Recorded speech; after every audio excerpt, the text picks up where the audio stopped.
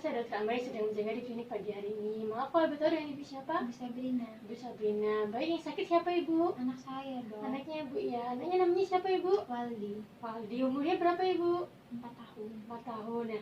Baik, kalau boleh tahu diceritakan sakitnya apa ya Bu?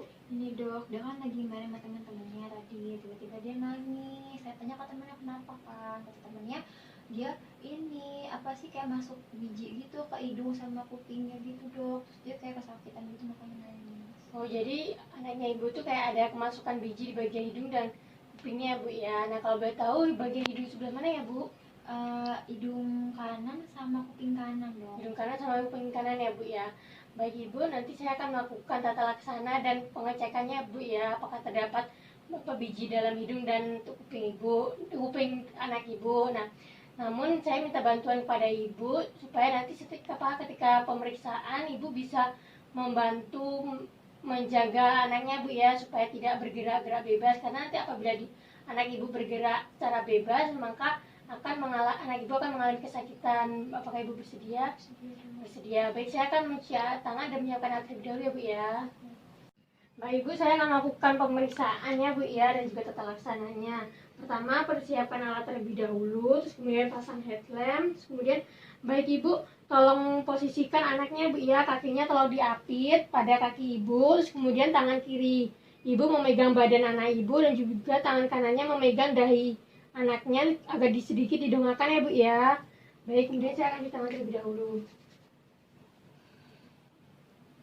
Nah, kemudian saya akan mengecek pada bagian hidungnya. Ambil spekulum.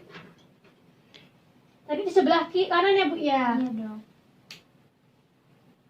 Kemudian dilihat apakah terdapat biji atau tidak. Ternyata terlihat ada biji. Kemudian ambil pengait ujung tumpul, masukkan pada hidung yang terdapat biji secara perlahan, kemudian keluarkan secara perlahan juga. Sudah keluar, kemudian perhatikan apakah terdapat perdarahan atau tidak. Apabila terdapat perdarahan maka diberi kapas yang sudah diberi efedrin, kemudian dibalutkan. Kemudian selesai, kemudian lepaskan spekulumnya.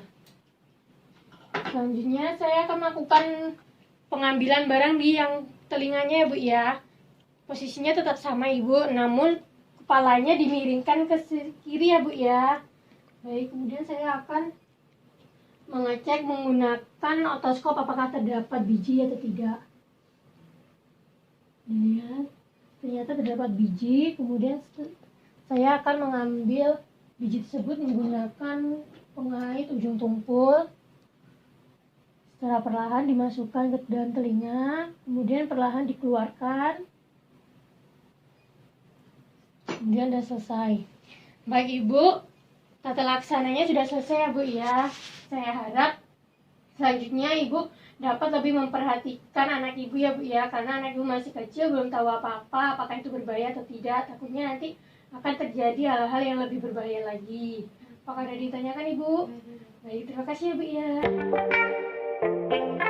Selamat pagi Ibu, perkenalkan saya Dr. Ambar yang sudah menjaga di klinik pada pagi hari ini. Maaf, dengan Ibu siapa? Ibu Sabrina. Ibu Sabrina. Ibu Sabrina datang ke sini karena mimisan ya Bu ya.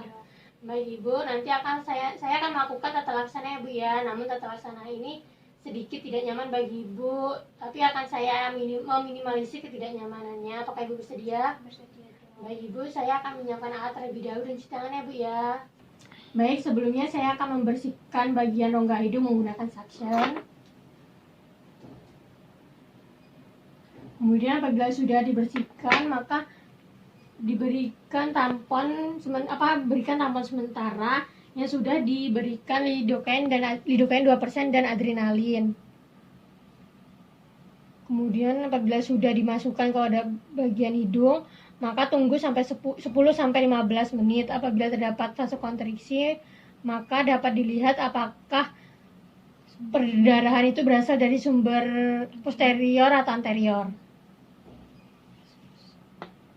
Saya akan melakukan tata laksana pada epitaxis anterior.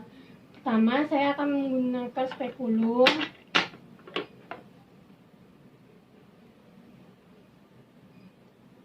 Kemudian dilihat jadi epitaxis, kemudian ambil tampon menggunakan pinset bayonet. Pastikan pinset bayonet tidak lebih panjang dari tampon.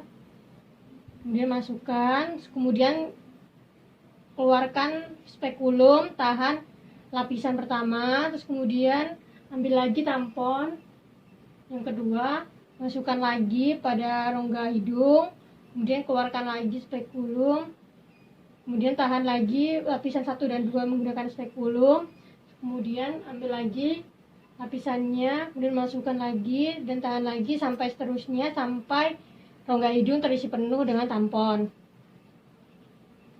Kemudian apabila sudah terisi penuh, maka dievaluasi selama 2x24 jam. Apabila masih perdarahan, maka akan diganti tampon yang baru.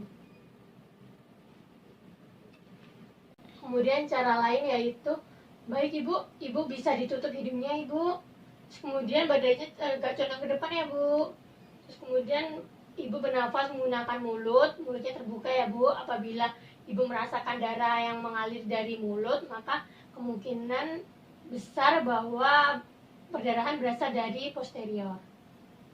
Baik, kemudian saya akan melakukan tata laksana pada epistaxis posterior. Pertama, saya akan mengambil kateter yang sudah diberi lubrikan, kemudian dimasukkan melalui rongga hidung sampai terlihat pada orofaring. Apabila sudah terlihat pada orofaring, maka gunakan forceps ring untuk mengambil kateternya keluar. Setelah keluar, maka ambil tampon belok, kemudian ikatkan tampon belok pada kateter yang ada di orofaring.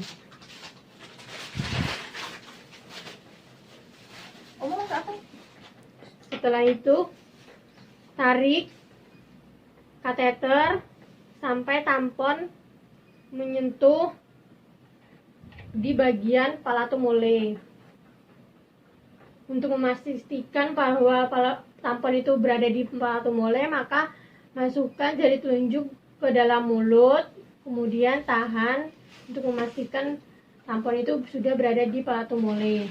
Lalu ambil tampon selanjutnya, terus kemudian diikat di bagian kateter yang berada di hidung, lalu letakkan pada lubang hidung, lalu diplester. Kemudian kateter yang ada di rongga mulut diambil menggunakan aligator, dan baik pemeriksaannya telah selesai, kemudian dievaluasi selama 2x24 jam. Apabila terdapat perdarahan terus-menerus, maka tampon diganti dengan yang baru.